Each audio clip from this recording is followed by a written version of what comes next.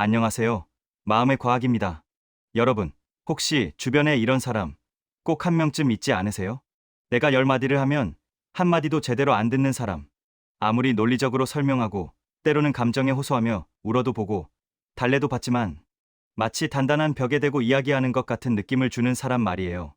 직장 상사일 수도 있고 내 말이라면 귀등으로도 안 듣는 시댁 식구일 수도 있고 어쩌면 매일 얼굴을 마주해야 하는 남편이나 자녀일 수도 있습니다.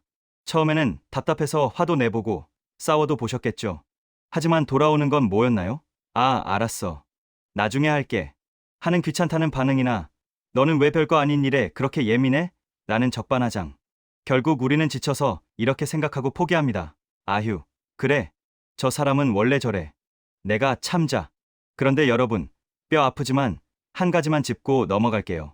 그 사람이 원래 그런 사람일 수도 있어요. 하지만 그 사람이 나한테 더 함부로 대하게 된 건 어쩌면 내가 너무 많이 참아줬기 때문일 수도 있습니다. 뇌과학적으로 보면요. 인간의 뇌는 항상 예측 가능하게 친절한 사람에게 고마움을 점점 덜 느끼도록 설계되어 있어요. 우리가 매일 숨 쉬면서 공기가 고마운 줄 모르는 것처럼 늘 착하기만 한 사람은 언제든 괜찮은 사람으로 인식되는 거예요. 오늘 이 영상은요. 단순한 화술 팁이 아닙니다. 뇌과학과 심리학 연구로 검증된 사람의 뇌를 움직이는 대화의 원리예요. 더 이상 참지 않아도 됩니다. 목소리 높여 싸우지 않고도 상대가 스스로 달라지게 만드는 방법. 지금부터 하나씩 풀어드리겠습니다. 그런데 기술을 알려드리기 전에 먼저 이걸 이해하셔야 해요. 도대체 왜 말이 안 통하는 걸까요? 상대가 나쁜 사람이어서가 아닙니다. 뇌 때문이에요. 사람이 화가 나거나 위협을 느끼면 뇌에서 편도체라는 부위가 먼저 반응해요. 쉽게 말하면 뇌 안에 있는 비상벨 같은 거예요. 이 비상벨은요, 이성적인 판단을 담당하는 전두엽보다 훨씬 빠르게 작동합니다. 신경과학자 조지프 르두가 1996년에 발표한 연구에 따르면 편도체는 우리가 의식적으로 인지하기도 전에 이미 공포 반응을 시작한다고 해요. 그래서 우리가 아무리 논리적으로 말해도 상대 뇌에선 이렇게 해석하는 거예요. 이 사람이 나를 공격하고 있다. 전두엽이 꺼지고 편도체만 작동하는 상태. 다니엘 골먼 교수는 이걸 편도체 하이제킹이라고 불렀어요. 스트레스 상황에서 편도체가 이성적인 뇌를 아예 무력화시켜 버리는 현상이에요. 이때는요, 아무리 옳은 말을 해도 들리지 않습니다. 진짜예요. 남편한테 뭔가 얘기하려다가 이미 표정이 싸늘해진 거 보신 적 있죠? 그게 바로 편도체가 먼저 반응한 거예요.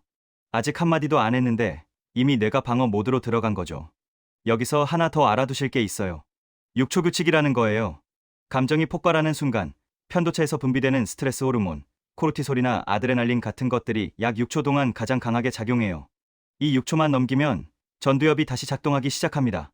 그러면 이쯤에서 이런 생각이 드실 수 있어요. 그럼 상대가 그런 상태일 때 내가 어떻게 해야 하는 거야? 그걸 알려면 먼저 우리가 그동안 어떻게 잘못 말하고 있었는지를 봐야 해요. 여러분, 평소에 이런 말 자주 하시지 않으세요? 제발 좀 치워. 공부해. 그렇게 하면 안 돼. 남편한테 제발 좀 치워 하면 오히려 더 안 치우잖아요. 아이한테 공부해 하면 더 안 하잖아요. 분명히 옳은 말인데 왜 안 먹히는 걸까요? 심리학에서는 이걸 심리적 리액턴스라고 불러요. 사람은 자유가 위협받으면 본능적으로 반대로 행동하고 싶어진다는 거예요. 아주 쉬운 예를 하나 들어볼게요. 주말에 모처럼 소파에서 쉬고 있는데 누군가 야, 리모컨 좀 줘봐 하고 시킨다고 해보세요. 손만 뻗으면 닿는 거리인데도 순간적으로 마음 깊은 곳에서 반발심이 올라오지 않나요? 지가 가져가지 왜 나한테 시켜? 하는 거죠. 그런데 만약 내가 TV를 보려고 스스로 리모컨을 찾고 있었다면 누가 시키지 않아도 기꺼이 몸을 움직였을 거예요. 이게 바로 핵심이에요. 같은 행동인데 시켜서 하는 것과 내가 해서 하는 것은 뇌에서 완전히 다르게 처리됩니다. 그리고요, 가장 많이 하시는 말 중에 이거 있죠. 몇 시까지 해? 9시까지 숙제 끝내. 10시까지 들어와. 이 말, 부모님이라면 하루에도 몇 번씩 하시잖아요. 근데요, 이 말이 아이 뇌에 어떻게 들리는지 아세요? 너는 시간을 스스로 정할 능력이 없어. 내가 정해줄게. 이렇게 들려요. 그러면 아이 뇌에서 뭐가 켜질까요? 네, 바로 저항 모드예요. 그래서 9시까지 하라고 했는데 일부러 9시 10분에 하고 10시까지 들어오라 했는데 10시 5분에 들어오는 거예요. 5분 10분이라도 어기는 게 아이 입장에선 나는 내 맘대로 할 수 있어라는 자유를 지키는 행동인 거죠. 아이만 그런 게 아니에요. 남편한테 12시까지 와 하면 12시 반에 오고 직장에서 금요일까지 보내세요 하면 괜히 더 미뤄지는 것도 같은 원리예요. 2007년에 밀러 연구팀이 발표한 논문을 보면 이렇게 통제적인 언어를 쓰면 메시지 자체를 거부하는 것은 물론이고 심지어 말한 사람까지 깎아내리는 반응이 나타난다고 해요. 그러니까 넌 왜 맨날 그래? 같은 말은 상대를 고치는 게 아니라 오히려 상대의 뇌의 저항 모드를 켜는 스위치가 되는 거예요. 그러면 어떻게 해야 할까요? 상대를 바꾸려 하지 마세요. 대신 상대의 뇌가 스스로 움직이게 만드는 방법이 있어요. 지금부터 알려드리는 3가지 기술. 하나하나가 전부 연구로 검증된 방법들입니다. 첫 번째 기술은요, 감정에 이름 붙이기예요. 심리학에서는 이걸 감정 라벨링이라고 불러요. 상대가 화가 나 있거나 감정이 격해져 있을 때, 지금 많이 화가 나셨구나. 지금 속상하셨나 봐요. 이렇게 상대의 감정을 말로 짚어주는 거예요. 이게 왜 효과가 있냐면요, UCLA의 매튜 리버만 교수 연구팀이 내 영상 촬영으로 확인한 건데요. 감정에 언어적으로 이름을 붙이면 뇌에서 감정을 조절하는 영역이 활성화되면서 편도체의 반응이 자동으로 줄어든다고 해요. 쉽게 말하면요, 지금 화가 나셨구나. 이 한마디가 상대 뇌의 비상벨을 꺼주는 스위치가 되는 거예요. 리버만 교수는 이런 표현을 썼어요. 감정을 말로 표현하는 것은 마치 노란 신호등을 보고 브레이크를 밟는 것과 같다고요. 감정에 이름을 붙이는 순간 뇌가 자동으로 감정의 속도를 늦춰주는 거죠. 자, 그래서 실전에서는 이렇게 쓰는 거예요. 보통 이렇게 말하잖아요. 왜 또 화를 내? 대화를 하자고. 이러면 상대 뇌에서는 나를 비난하고 있다로 받아들여요. 대신 이렇게 바꿔보세요. 지금 많이 답답하셨나 봐요. 그 마음 이해해요. 이 한마디를 먼저 꺼내면 놀랍게도 상대의 목소리 톤이 달라져요. 왜냐면 뇌가 이 사람은 적이 아니구나라고 인식하기 시작하거든요. 싸우기 전에 먼저 상대의 감정에 이름을 붙여주세요. 그게 대화의 문을 여는 첫 번째 열쇠예요. 두 번째 기술은요, 선택권 주기예요. 행동경제학에서는 넛지라고도 부르죠. 사람에게 이렇게 해라라고 강제하지 않으면서도 선택지를 설계하는 것만으로 행동을 바꿀 수 있다는 거예요. 원리는 간단해요. 사람은 이거 해라보다 A 할까 B 할까에 훨씬 잘 반응합니다. 선택지를 주면 뇌는 내가 결정했다고 느끼면서 저항이 사라져요. 예를 들어볼게요. 집안일이 산더미인데 소파와 한 몸이 되어 있는 남편에게 설거지 좀 해. 이러면 안 하잖아요. 대신 이렇게 물어보세요. 자기야, 설거지 할래? 아니면 빨래 널래? 이 질문을 받은 순간 상대 뇌에서 재미있는 일이 일어나요. 안 한다는 선택지가 사라진 거예요. 대신 뇌가 자동으로 계산을 시작합니다. 설거지는 귀찮고 빨래가 그나마 낫겠다. 그리고 하나를 골라요. 아이들도 마찬가지예요. 9시까지 숙제 끝내 하면 저항 모드가 켜지잖아요. 이걸 넛지로 바꾸면 이렇게 됩니다. 숙제를 8시 반에 끝내고 놀 거야? 아니면 9시에 끝내고 바로 잘 거야? 어차피 두 선택지 모두 숙제를 한다는 건 같아요.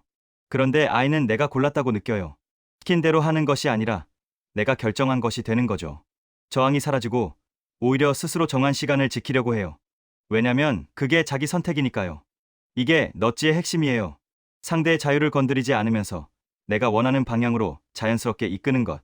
상대는 내가 골랐다고 느끼지만 실은 내가 설계한 선택지 안에서 움직이는 거죠.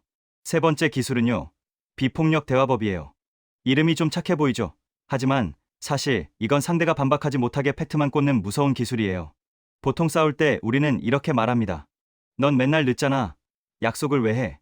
이 말에는 비난이 섞여 있어요. 상대는 바로 공격받았다고 느끼고 방어 태세를 갖춥니다. 이제부터는 4단계로 말해보세요. 첫째, 사실만 말합니다. 어제 약속 시간에 30분 늦었어. 둘째, 내 감정을 말합니다. 그때 나는 좀 서운했어. 셋째, 내가 원하는 걸 말합니다. 나는 약속이 지켜지면 안심이 되거든. 넷째, 부탁합니다. 다음에는 늦을 것 같으면 미리 연락 줄 수 있을까? 이렇게 말하면요, 상대는 공격받을 구실을 찾지 못합니다. 오히려 이 사람이 서운했구나.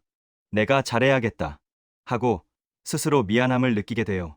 내가 상대를 뜯어고친 게 아니라 상대가 스스로 바뀌는 거예요. 자, 여기까지 3가지 기술을 알려드렸어요. 그런데 이런 분들 계실 거예요. 한두 번은 먹히는데 시간이 지나면 또 원래대로 돌아가요. 맞아요. 사람은 원래 익숙한 패턴으로 돌아가려는 본능이 있어요. 그래서 이 변화를 지속시키려면 마지막으로 한 가지 더 아셔야 해요.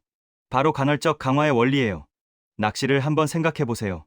낚싯대를 넣을 때마다 매번 고기가 잡히면 처음엔 재밌겠죠. 그런데 금방 질려요. 너무 예측 가능하니까요. 그런데 잡힐 듯 말 듯 하다가 어쩌다 한번 대어가 올라올 때, 그때 사람은 그 짜릿함에 빠지는 거예요. 칭찬도 똑같습니다. 우리는 마음이 따뜻한 분들이라 상대가 부탁을 들어주면 바로 이렇게 하잖아요. 고마워. 역시 최고야. 사랑해. 이게 나쁜 건 아니에요. 하지만 매번 같은 반응이 돌아오면 상대 뇌는 이걸 지루한 패턴으로 분류해버려요. 아, 내가 하면 저렇게 반응하겠지 하고 예측이 되니까 고마움도 점점 줄어드는 거예요. 그래서 이렇게 해보세요. 상대가 잘했을 때 3번 정도는 쿨하게 넘기세요. 했네. 수고했어. 담담하게요. 그러다 4번째쯤 갑자기 진심 담아서 이렇게 말해주는 거예요. 오늘 진짜 고마웠어. 당신이 해주니까 확실히 다르다. 이때 상대 뇌에서 도파민이 나와요. 오늘은 왜 이렇게 좋아하지? 내가 뭘 잘했지? 하면서 기분이 좋아지는 거죠. 그러면 상대는 그 기분 좋았던 경험을 또 느끼고 싶어서 무의식적으로 내가 좋아하는 행동을 반복하려고 해요. 이건 상대를 이용하는 게 아니에요. 관계의 건강한 긴장감을 만들어주는 거예요. 늘 예측 가능하게 착하기만 한 사람이 아니라 함부로 대하기 어려운 사람. 그런데 가끔 따뜻해서 더 소중한 사람. 그게 되는 거예요. 여기까지 들으시면서 혹시 이런 생각 드셨을 수도 있어요. 내가 왜 이렇게까지 해야 돼? 상대가 잘못한 건데. 맞아요. 그 마음 충분히 이해해요. 근데요, 이 방법들은 상대를 위한 게 아니에요. 나를 위한 거예요. 매번 부딪히고, 화나고, 지치는 그 악순환에서 나를 꺼내주는 방법이에요. UCLA의 리버만 교수는 이렇게 말했어요. 감정에 이름을 붙이는 것만으로도 우리 뇌는 차분해진다고요. 결국 상대를 바꾸려고 애쓰지 않아도 돼요. 내가 대화하는 방식을 조금만 바꾸면 편해지는 건 결국 나 자신이에요. 오늘 알려드린 4가지 다시 한번 정리해 드릴게요. 하나, 감정 라벨링. 화난 상대에게 지금 힘들구나라고 말해 비상벨 끄기. 둘, 선택권 주기. 이거 해가 아니라 A 할까 B 할까로 묻기. 셋, 우아한 팩트 전달. 비난하지 말고 사실과 감정만 말하기. 넷, 간헐적 강화. 늘 같은 칭찬 대신 가끔 뜨겁게 칭찬하기. 거창한 거 필요 없어요. 오늘 저녁 메뉴를 정할 때부터 시작해보세요. 뭐 먹을래가 아니라 김치찌개 먹을래? 아니면 된장찌개 먹을래? 이 작은 변화 하나가 여러분의 내일을 바꿔줄 거예요. 오늘 영상이 도움이 되셨다면 주변의 대인관계로 힘들어하시는 분에게 공유해주세요. 좋아요와 구독은 저에게 큰 힘이 됩니다. 다음 영상에서도 여러분의 마음의 과학으로 다가갈게요. 지금까지 마음의 과학이었습니다. 감사합니다.